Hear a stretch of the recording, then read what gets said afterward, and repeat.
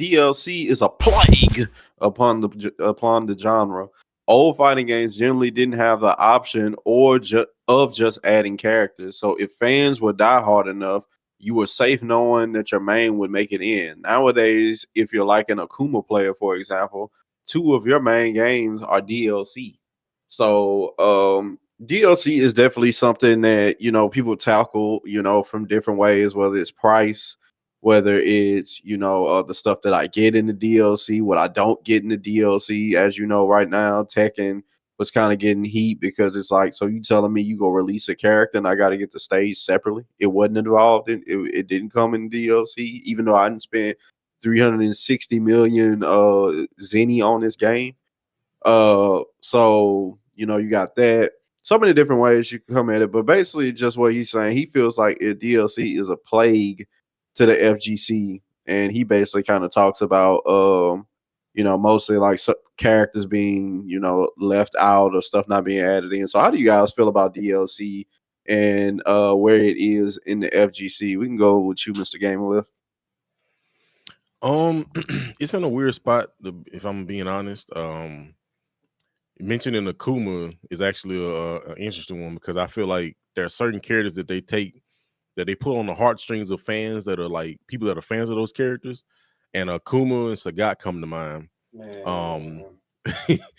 those Sagat was a DLC character in Street Fighter Five, so was Akuma. So you can take even Tekken like Lei Wulong, like who's been like a legacy character since 2, I believe. Just being in the game. Uh, it's just like, hey, we're gonna make him a DLC character in Tekken 7. And it's kind of like, well, they know people love these characters, so we can kind of use that as leverage. Like, well, we know you want them, so like obviously you're gonna pay for them, right? You know, and Akuma's different too. Because, I mean, that's how it Shiesty. works. And Shiesty. Akuma Yeah. and Akuma's different too because Akuma is normally like good in most games he's in. Like there's very few games that Akuma's not that great in. Like Marvel's Capcom games he's not that great in. MEC3 he's alright and he's decent enough. But when it comes to Street Fighter, like just Street Fighter for his namesake, he's usually pretty good in those games. So it's like, well, you want him because he's your favorite and he's good. So give me the $5 and shut up.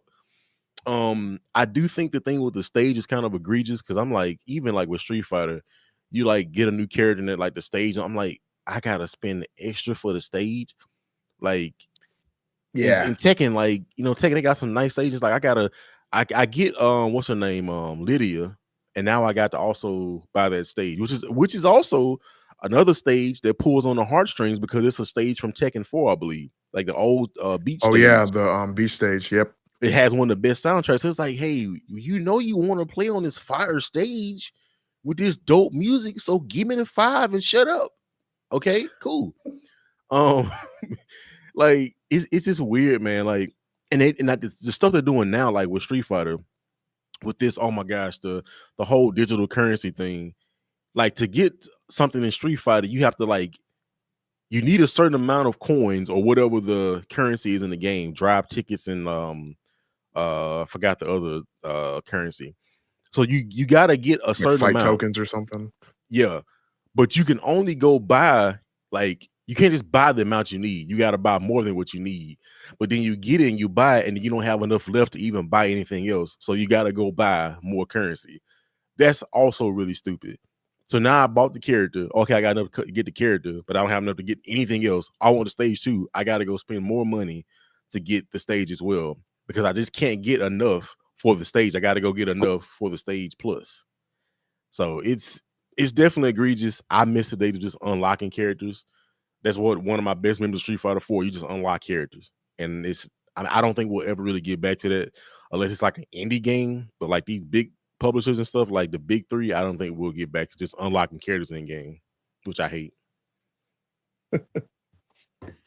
On you, Yeah, Evade. for like, I think DLC when done correct, I think when DLC is done correctly, it's pretty cool. When you buy a game and they say, okay, we're just going to give you these characters because they should have come with the game in the first place, it's fine. But when they start nickel and diming you for separate characters, separate stages and stuff like that, I think that's when it gets really irritating. I think at least this is my perspective on it, right? if you have a game, have a Tekken 7 come out. Let's say, just for the sake of argument, Tekken 7 comes out. Now, there's a certain roster when the game comes out, and that's the roster. Now, normally, if the game came out, that would be the roster for the till the end of time. There'd be no edits, no additions. That's it, unless you did like they did, like with Street Fighter, old Street Fighter 2, or the Guilty Gear games, or even like the Persona games, right? You just release another game with like the characters, the extra characters in it, which was always kind of an issue to me because it's like, okay, you have I just bought this game for $50. Then you want to, then like a year or two later, you want to charge me again for another game with like the same, which is the same game basically, with like a few more characters added. It's like kind of what happened, a similar thing to what happened with Ultimate Marvel versus Capcom 3. They came out with Marvel versus Capcom 3. I mean, let's be honest, that game was an unfinished product. And instead of just like what they probably should have done is like, just built upon what they already had there and just like, patch the game a few times. It's like, forget that. We're just going to release a whole new game. And then like, you have to buy this whole other game. That's why I didn't get Ultimate Marvel versus Capcom 3, because it's kind of like you gave me this bare bones product, and instead of fixing the one that you had, you made me buy another game. I would have rather have bought like another like a pack or something like that for $20 while they built the game up from based on what we had already had. So I don't know. But I got, like Mr. Gamer said, I didn't really the whole thing with like Street Fighter 6 and like the drive tickets and the and like the fight money and all that. It's just it is really annoying, and I think it's like in a case by case basis. I don't think like you can say 100% that DLC is like a bad thing. I think it's like it's based on who's using it and how they're using it, what the application is, So I don't really think you can pay all DLC with the same brush. Kind of like what E's last statement was. I'm kind of gonna come at it that way. Like DLC has its good and it has its bad, but a lot of times people let the bad overshadow the good. I mean, when you look at the good, I mean, these games are expensive nowadays to make. So if we want other stuff to come into the future and we want more and more stuff, I mean, they're gonna have to release it in ways that you're gonna have to pay for, because we keep having. If you want more, we got to invest more. So we need more so that we can keep making y'all more. Harada's basically said lately, like, just to make a single alpaca in the background stage is more than it ever took to create one character back in like the Tekken 2, Tekken 3 days. So it's like it's a lot that go into these stages, or into these games, period. So it's like we know how this world works. I mean, you want something, how much you willing to pay for it? Because we got to pay for it to make it happen for you. But I think a lot of the times, like the bad stuff that happens with DLC, a lot of companies can be shisty and stuff with the way they do. Like, for example, we said with, pulling on the heartstrings of people and putting certain characters behind paywalls. I don't know why in the world characters that we've been playing since Street Fighter 2, Street Fighter 3, Alpha, old character. Why am I paying for this? Why am I paying for him? He been here. Why am I paying for Sagat, bro? You just cannot explain to me no other way other than we just need another incentive to make sure that people buy it. That's it. There's no reason why Sagat should be DLC. Why isn't he in 6 right now? What are we doing? Why are we playing, bro? Why was Akuma DLC? Why are we playing? Come on.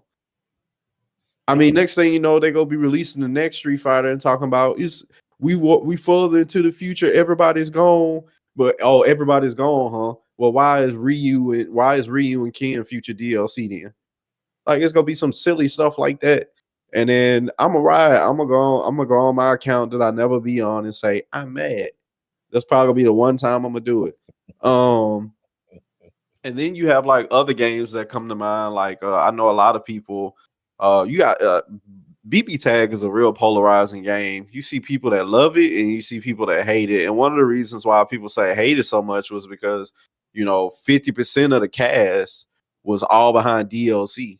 It's like it was an egregious amount of DLC. Like, and it's like you know we gonna pay for it. Like it's a tag game with like 4 different IP worlds in it. Like Yeah. of course I'm about a DLC. You like like this trash. What 50%? Come on, bro. Like that's so greasy. You know I'm gonna buy it. Like I gotta buy it, but this so greasy. Like so stuff like that, you know, people, you know, really, really hate. So I think a lot of times like you could do good, like okay, doing good is normal. Like, okay, you're doing good.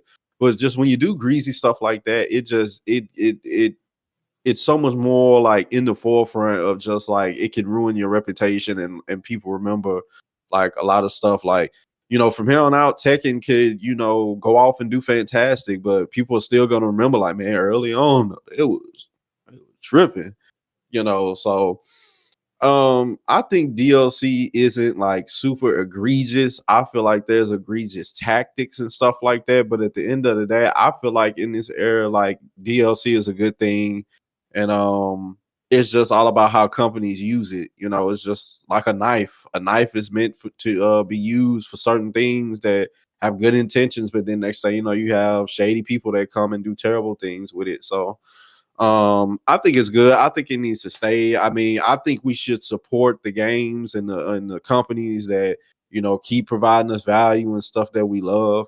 And I think DLC is the way to show our appreciation. Like you know, at the end of the day, you know, your wallet is one of the greatest ways to show your appreciation. So I think it's needed. So anybody else got anything there? I agree with you on that one, Rexon, especially about the supporting games with the DLC. Because I mean, games are expensive nowadays, but man, I know you said that there's like good and there's bad, but man, there's so much bad that I think that I can think of before I bring up some good. Like I'm going back to Street Fighter Cross Tekken. We know the debacle with that, where the characters are literally already like people can unlock them on the game. It's like they're already on the disc. It's like bro. So you're making me pay the money for a key, just a digital key to unlock it. And I mean, who's to say that that's really not the case with a lot of the stuff? But I mean, that one's the one that like they really dropped the ball. It's like so they're on. I got them already on the game, but I just can't pick them. It's just unless I'm like tech savvy or computer savvy. MK1, boy, they just it's like you have a game that drops out that's so lackluster, like just in its content in general, and then you have some of the most egregious DLC tactics, buying voices for like announcer voices for $10 for Oh, an Omni announcer Man. voice. Yes, Yeah, $10 that's for kinda Omni Man to crazy. say round one. $10 for Johnny Cage say round one. Like, bro, like that's crazy. And then you bring these old school outfits in, which I would agree, some of them look really dope. Some of these old school outfits look really good in MK1. But specifically like the Deadly Alliance was, oh yeah, you want this Deadly Alliance outfit. Oh yeah, go ahead, give me, I don't know, it was like 15, 20. I could be mistaken. I know it was like at least 10 I for ain't gonna just lie, that an Ninja outfit. Turtle price for in Street Fighter 6 was crazy. Oh yeah. Street Fighter 6, yeah. Like it was like $60 to get, and you couldn't even play. These weren't even actual characters. It were just costumes that you Yeah, that's use in the wild. battle hub. Yeah, just costumes. That was That's crazy. That egregious. price was crazy. Yeah. Dead or Alive 5, I believe. I think it was 5. Like, bro, like the DLC for a game shouldn't be 4 digits total. Like, what are we doing? Oh yeah, Dead or Um, Alive. Like Street Fighter 5. Oh my god, bro. Like, I understand supporting your game. You got to have other ways, but man, I don't think Chun-Li needed 130 costumes. I'm sure she Yeah. didn't need that many costumes. Like they started doing some cool stuff later on with like the Capcom crossover titles and stuff like that. You had like Dante as Ken as Dante, Cody as Virgil, which was hilarious. You had Rashid as like Windman, Beautiful Joe, which was also sick. But man, like, bro, Chun-Li didn't need 100,000 costumes, bro. I don't think it's that serious, bro. I think if I'm not mistaken, that game probably had. I don't, could I be wrong in saying 200 to 400 range of costumes for Street Fighter 5? That's crazy. That's crazy. listen to this Dead or Alive fact. By February 21st, 2018, Dead or Alive 5 last round's total price, DLC included, is that of $1,117. Yeah, Yeah, that no, it's no. crazy, but the thing is, it's like it's not even just. I mean, it's You just paid period. your Like, rent on a video game. yeah, like even but it's just really it's a sickness. It's just seeping into the gaming space. Period. Because you got games like Counter-Strike and Valorant and other games where you like the color blue costs $10 for a gun. Like not even like some dope, cool skin that's like pulsating with lights and diamonds. It's just like, yeah, blue. You want blue? Yep. Give me $10. Like, bruh, just base. I can't even get the basic primary colors for the free. I can't get yellow, red, and blue for free. Nah, bruh. So You know. Go ahead, E. Oh, oh no, go ahead and finish your thought there. No, I just want to say I just finish it off with like it's getting crazy because like sometimes I feel like it's not just you want us to support you. It's like you want us to just give y'all everything that we got on top of buying the game. You know. Yeah. You know, yeah, I definitely agree about like that. So, like a lot of games are, I mean, like for lack of a better term, predatory in terms of that. You know, because they know that people really want like there are completionists out there, like people who are really dedicated to being completionists, and you can sell them a bunch of stuff and they'll buy it because they want to have the complete and full experience. So it's like they will nickel and dime the heck out of you, and they'll be like and like some people will begrudgingly pay the money. It's like, oh man, I really don't want to give you this money, but I really want all of the stuff in this game, you know. And I kind of wish, you know, even like that whole thing with like Heihachi and stuff for Tekken 8. Yeah, that was definitely a choice.